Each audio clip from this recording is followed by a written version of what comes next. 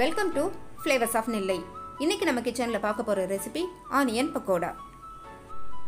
சின்ன வெங்காயத்துல செய்யக்கூடிய நல்ல கிறிஸ்பான ராஜபாளையம் பக்கோடா தான் நான் இன்னைக்கு செஞ்சு காட்ட போறேன். அது எப்படி செய்யறதுன்னு பார்க்கலாம்.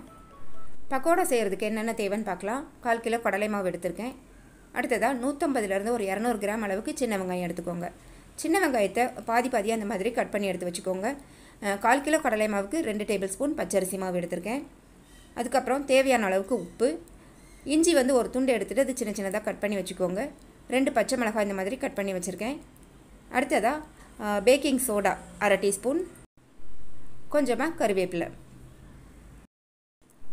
ஒரு மிக்சிங் பவுல் எடுத்துட்டு அதில் கடலை மாவு, அரிசி மாவு, ஆப்ப சோடா, தேவையான அளவுக்கு உப்பு, உங்களுக்கு தேவைப்பட்டதுன்னா பெருங்காயத்தூள் கூட கொஞ்சம் சேர்த்துக்கலாம். ட்ரையாக இருக்கும்போதே இந்த மாதிரி கலந்து விட்டுட்டோன்னா நல்லா ஈவனாக உப்பு எல்லா இடத்துலையும் நம்மளுக்கு பரவி வரும். இப்போ இதை நல்லா கலந்து விட்டதுக்கப்புறமா இதில்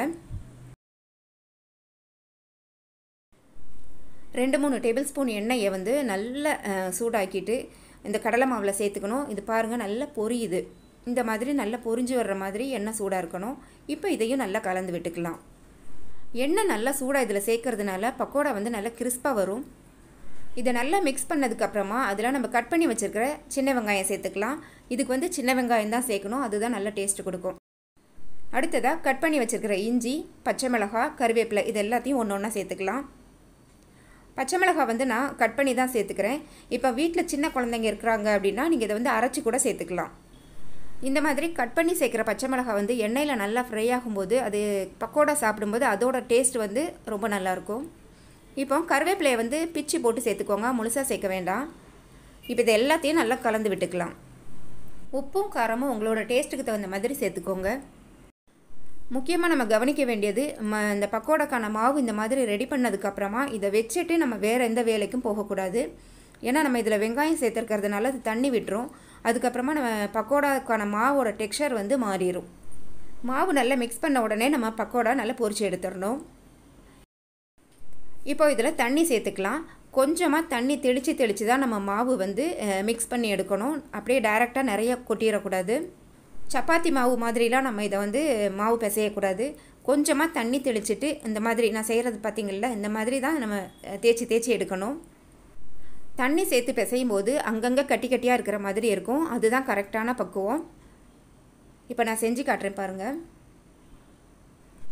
தண்ணி சேர்த்து பிசையும் போது எல்லா மாவையும் நம்ம ஒன்றா திரட்டி எடுக்க முடியாது. அதனால மேலே இருக்கிற அந்த கட்டியாக வர்றதெல்லாம் ஃபஸ்ட்டு பொரிச்சிட்டு அடியில் கொஞ்சம் மாவாக இருக்கும்ல அதை வந்து ரெண்டாவது நீங்கள் கூட தண்ணி நல்லா தெளித்து விட்டுட்டு ரெடி பண்ணி எடுத்துக்கலாம். தண்ணி எந்த அளவுக்கு தேவைன்னு பார்த்துட்டு கொஞ்சமாக சேர்த்துக்கோங்க. மாவை பிசைஞ்ச வாக்கில் எப்படி இந்த மாதிரி கட்டியாக வருதோ அப்படியே தான் எடுத்து நம்ம எண்ணெயில் போடணும். உருட்டி எல்லாம் போட்டுறக்கூடாது. இப்போ இந்த மாவை ரெடி பண்ணிவிட்டு நான் உங்களுக்கு காட்டுறேன்.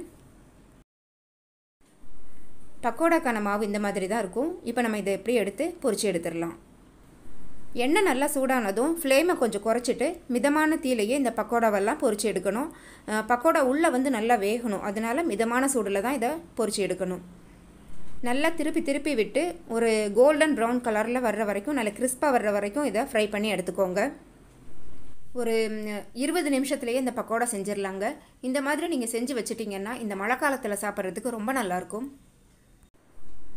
இப்போ பாருங்கள் பக்கோடா நல்லா ரெடி ஆயிடுச்சு. நல்லா ப்ரௌன் கலரில் வந்துட்டு நல்லா கிறிஸ்பாகவும் இருக்குது.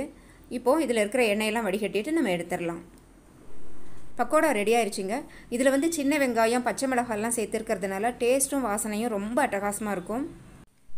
பொதுவாக இது ஒரு ஸ்நாக்ஸாக இருந்தால் கூட சாம்பார் சாதம், தயிர் சாதம், பழைய சாதம் இதோடலாம் சேர்த்து சாப்பிட்றதுக்கு ரொம்ப நல்லாயிருக்கும். இந்த மழை காலத்தில் சாப்பிட்றதுக்கு ஒரு அருமையான ஸ்நாக்ஸ் ரெடி ஆயிடுச்சுங்க. இந்த ஆனியன் பக்கோடா உங்களுக்கு பிடிச்சிருந்தா எங்கள் சேனலை சப்ஸ்கிரைப் பண்ணி சப்போர்ட் பண்ணுங்கள்.